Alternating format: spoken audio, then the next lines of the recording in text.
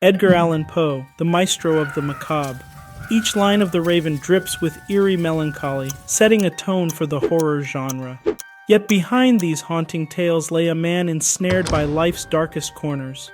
A quintessential starving artist, Poe's fervor for words was matched only by personal tragedies and his relentless demons in a bottle. Journey with us into the shadows and unearth the enigmas surrounding the tragic genius of Poe. But how did this literary genius meet his end, and what murky mysteries surround his final moments? Stay with us to unravel the chilling enigma of Poe's last days. Please take a moment to subscribe to our channel, much appreciated. Born on a bitterly cold day on January 19th, 1809, in Boston, the world was undergoing tremendous change. This was a time when the winds of the Industrial Revolution were beginning to blow, reshaping societies while America was still grappling with its young identity, having won its independence just a few decades prior. Into this world of flux and transformation, Edgar Allan Poe was born, a beacon of brilliance amidst a sea of tribulations. Elizabeth and David Poe Jr., his parents, were itinerant actors, a profession regarded with skepticism and even disdain by a society grounded in puritanical beliefs. Their life on stage, illuminated by theater lamps and punctuated by the applause of transient crowds, was in stark contrast to the shadowed challenges they faced off stage. Societal norms, shifting politics, and a fragile economy added layers to their personal struggles. David Poe, driven by perhaps unattainable dreams or tormented by personal demons, vanished from the lives of his wife and children. His departure thrust Elizabeth, a woman whose beauty was matched by her fragility, into the throes of desperation. As she juggled her roles on stage, and as a mother, tuberculosis, the silent killer of the era, ensnared her. In a dimly lit, drafty room in 1811, as the world outside was caught in debates over rights, freedoms, and national destiny, Elizabeth's light was extinguished, rendering Edgar an orphan. In the broader backdrop of a nation forging its path and battling its own demons, Poe's personal tragedy stood out starkly. His early life, marred by profound losses, would deeply influence his literary trajectory. His tales, drenched in melancholy and introspection, could be seen as a reflection not just of personal pain, but also of the existential struggles of a rapidly changing society. Amidst the cacophony of industrial progress and socio-political debates, Poe's writings emerged as haunting elegies, capturing both personal and collective anguish, making him one of the most poignant chroniclers of the human soul during his era. Amid the historic halls of the University of Virginia, where neoclassical architecture echoed the promise of enlightenment, a prodigious Edgar Allan Poe strode with purpose. In an institution that symbolized intellectual awakening, young Poe shimmered with potential, yet shadows of vulnerability loomed ominously. To Poe's contemporaries, he was an enigma. As much as they were dazzled by his literary prowess, they watched with concern as he got ensnared in the societal quicksand of debt. In the 19th century, to be indebted was not just a financial strain. It was a mark of dishonor, a public stigma that could tarnish one's reputation irreparably. Personal debts could lead to prison or at the very least social ostracization. As Poe's debts compounded, the societal noose tightened, alienating him from both the academic sanctum and the broader community. Poe's tryst with alcohol became a poignant subplot in his life's narrative.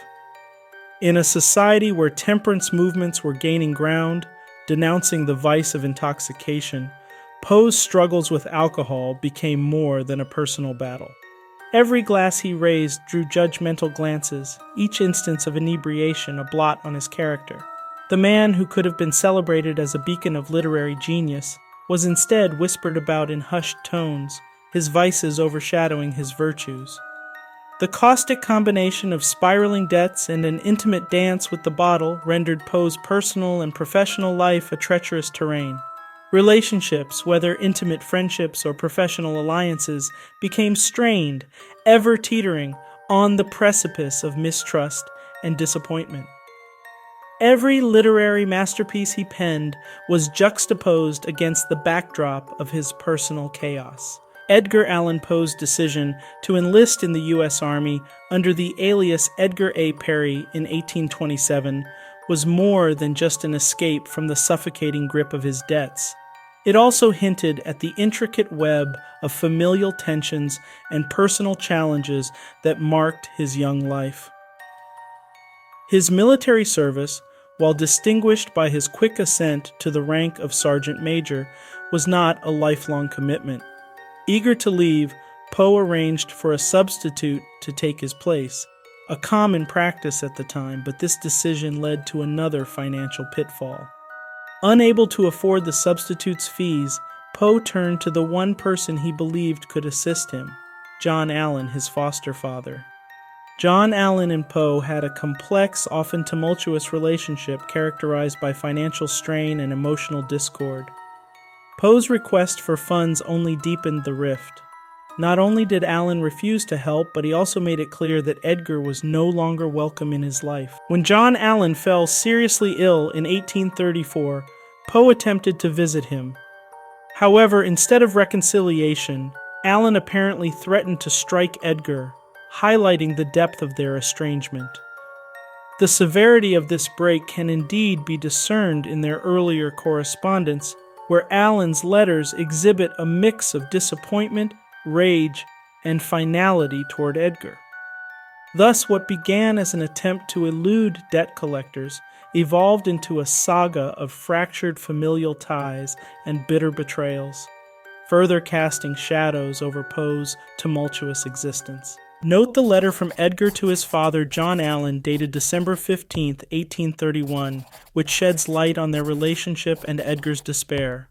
I know that I have offended you past all forgiveness, and I know that I have no longer any hopes of being again received into your favor, but for the sake of Christ, do not let me perish for a sum of money which you would never miss, and which would relieve me from the greatest earthly misery.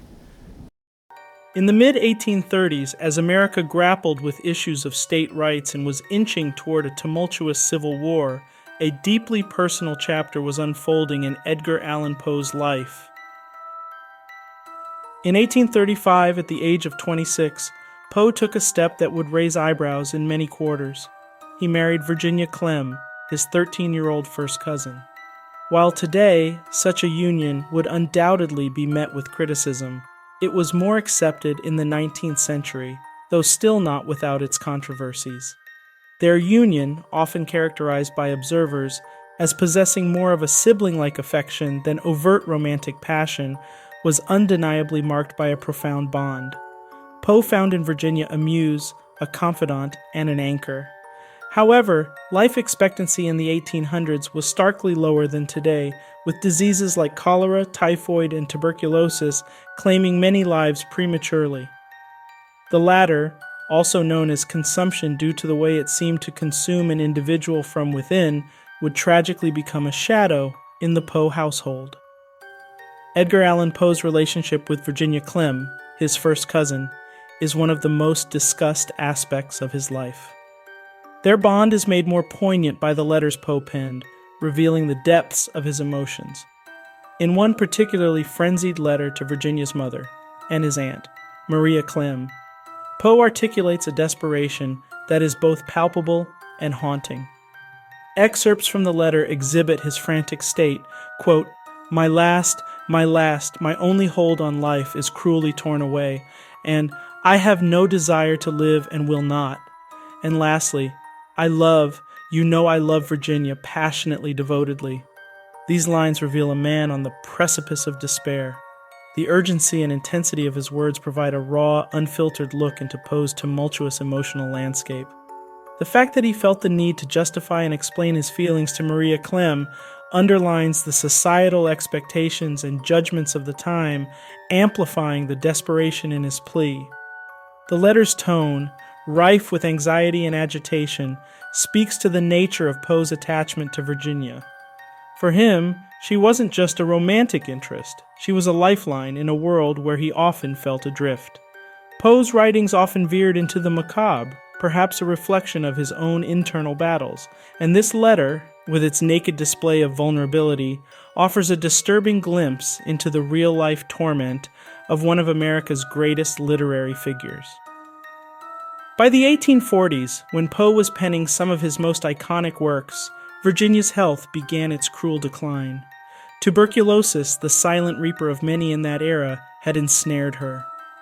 In 1847, after a prolonged and agonizing battle, Virginia departed from the world, leaving a gaping void in Poe's heart. This heartbreak, raw and visceral, bled into his writings. The haunting verses of Annabel Lee recount the tale of a beautiful maiden, dwelling by the sea, cruelly snatched away by jealous angels. For many, this was not just poetic fiction. It was a melancholic reflection of Poe's own bereavement. His undying love for Virginia echoed in every poignant line. Tuberculosis in the 19th century cast a dark shadow over societies globally.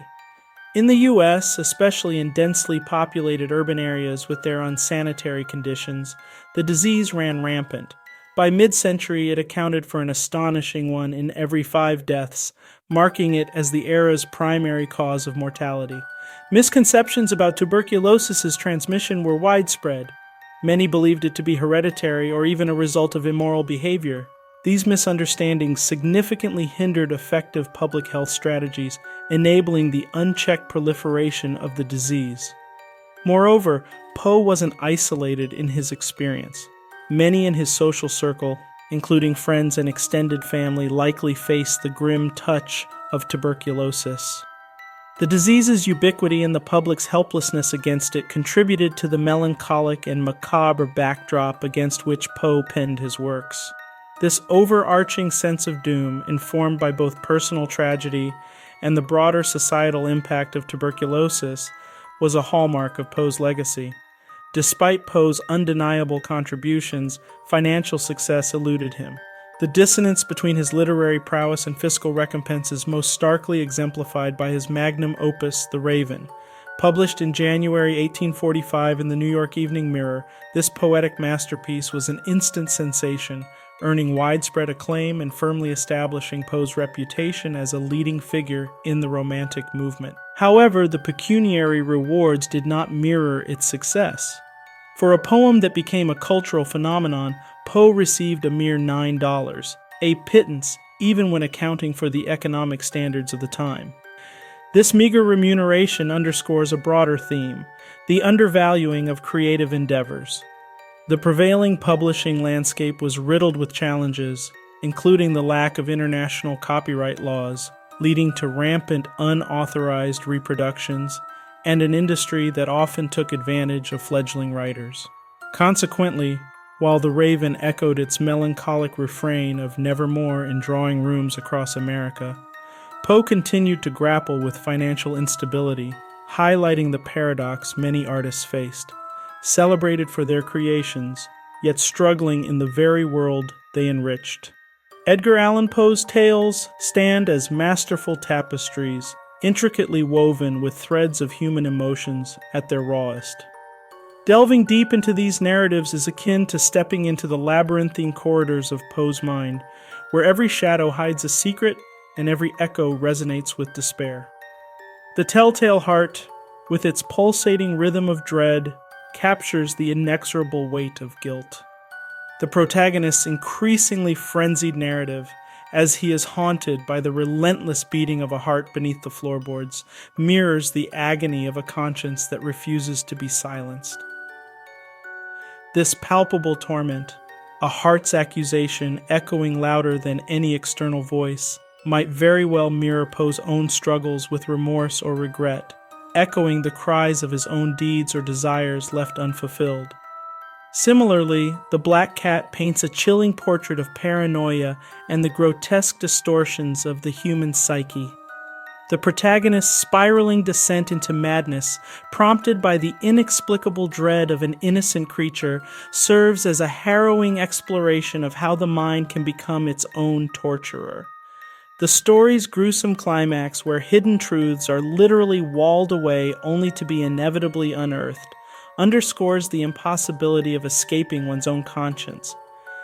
This tale could be a reflection of Poe's battles with his own internal demons, perhaps the fears and anxieties that clawed at him in his loneliest hours. Together, these tales offer more than mere horror. They are profound explorations into the darkest recesses of the human soul. They hint at the torments Poe himself might have experienced, a man perpetually on the precipice, looking into the abyss of his own psyche, forever grappling with the haunting specters of guilt, regret, and inner turmoil. Edgar Allan Poe's relationships with fellow authors were tumultuous, possibly mirroring the emotional abandonment he felt from both his biological and foster fathers. His critiques were notoriously sharp. These cutting critiques, perhaps stemming from paternal wounds, were further exemplified in his contentious interactions with Rufus Griswold, who wrote a slanderous obituary for Poe. Griswold's depiction of Poe as a deranged individual possibly mirrored the disdain Poe felt from paternal figures in his life. Moreover, Poe's statement, "With 2 or 3 exceptions, the best of the American poets are also the worst," could reflect his internalized rejection. This dynamic suggests that his external criticisms were perhaps projections of deep-seated feelings of paternal neglect and emotional alienation. Edgar Allan Poe, the dark luminary of 19th century Gothic literature, faced tumultuous times during his final years. As his genius flowed onto paper, capturing the imaginations of readers with tales of macabre and melancholy, his personal life was overshadowed by deteriorating health, which many attribute to alcoholism, but could also have been the result of other undiagnosed maladies. This steady decline and the mysterious circumstances of his demise added an enigmatic chapter to an already dramatic life. On October 3, 1849, Poe was discovered in a disoriented state in Baltimore, in a tavern known as Ryan's Fourth Ward Poles, located on Lombard Street. Curiously, he was wearing clothes that were not his own, a tattered and ill-fitting suit that stood in stark contrast to Poe's known meticulousness about his attire. The specific reasons for his distraught condition remain elusive, casting shadows of speculation that continue to intrigue scholars and enthusiasts alike. His eventual demise on October 7th, after being found, remains shrouded in mystery. Over the years, theories about his death have proliferated. Some historians and physicians postulate that Poe might have succumbed to the effects of alcoholism, given his known struggles with the bottle. Others, however, debate this claim, pointing to instances where Poe displayed intolerance to alcohol, suggesting that he might have been deliberately drugged or victimized. Yet another compelling theory is cooping, a fraudulent voting scheme prevalent in Baltimore during the time. Victims were kidnapped, drugged, and forced to vote multiple times, wearing different disguises. Given Poe's disheveled appearance and the timing of his discovery just around election time, this theory gained some weight. Other postulations about his death have ranged from the more conventional, like brain lesions or even tuberculosis, which claimed the life of his beloved Virginia, to the more obscure, including rare diseases such as rabies. While each theory holds its own merit and is backed by various degrees of evidence and speculation, the truth remains elusive. Much like the intricate plots of his own stories, Poe's final days are layered with ambiguity, intrigue, and speculation. His death, a culmination of an existence replete with brilliance and tragedy, seems almost poetic in its unresolved mystery. As we wrap up our journey into Poe's life, we'd love to know, if you could ask Edgar Allan Poe one question, what would it be? Drop your burning queries down in the comments. If this narrative resonated with you, do support us. Hit that like button, drop a comment with your thoughts, and subscribe. Thank you for staying with us to the end. See you in the next video on Plaid Chronicles.